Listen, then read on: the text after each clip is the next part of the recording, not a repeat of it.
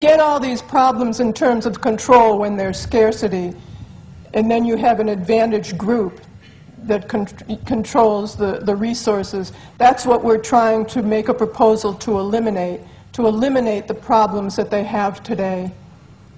We're trying to design a society that surpasses the needs of control groups, of politicians, of aberrant behavior. And if you want that, then you work towards it. Yep. I got a lot of questions from the last week's lecture in Copenhagen, where a lot of people asked me if all these technologies we see in the video, are they really developed fully and operational? I mean, could you do this tomorrow if you had the funds? We could have done it in 1927. It's not the technology that's the problem, it's the value system. Do we have the technology to build this today from your film? We could have built it in 1927. Great answer. Great answer. I had people come to see me, wealthy people, that say, can you design a city of sustainability for us with a wall all around it? I said, look, people are not as stupid as they used to be during the last depression. They can launch stuff over your wall. If you're eating and living well, nobody's going to sit around and starving while you're living well. The idea of living to yourself comes from the old world. We must move toward the brotherhood of humanity. This is what all religions try to do, but they don't know how to do it. If religious people understood the Venus Project, this is exactly what religion's about. Because they said, well, you're concerned with the material world. You want to build new houses and roadways and transportation.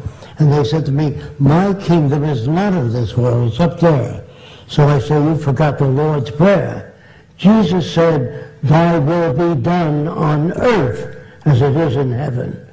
There's no money in heaven, no business, no private ownership, no banks. If you can't get that through your head, then you're phony.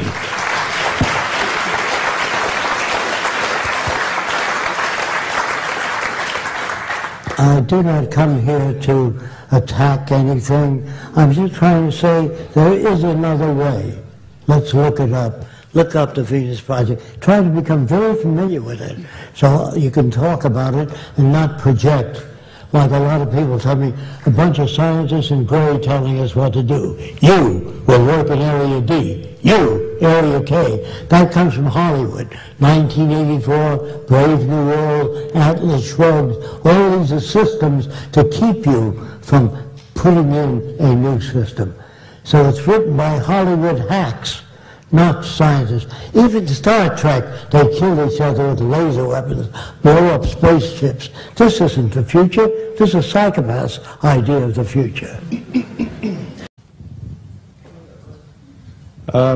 Being an industrial designer myself, I'm interested, what steps do we need to take and what can we take to change education of designers that are shaping the world of today?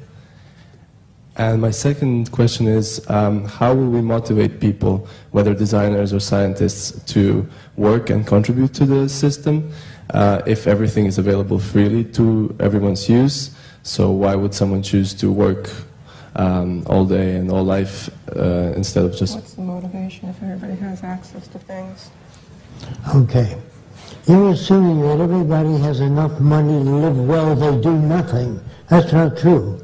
Designing, yes. How should designers be educated? Not general education. I think he's in design. How would designers be educated? Depends if the design, are you an industrial designer or fabric designer? Industrial. Industrial. Industrial design would be based, the teaching of industrial design, on minimum waste of resources.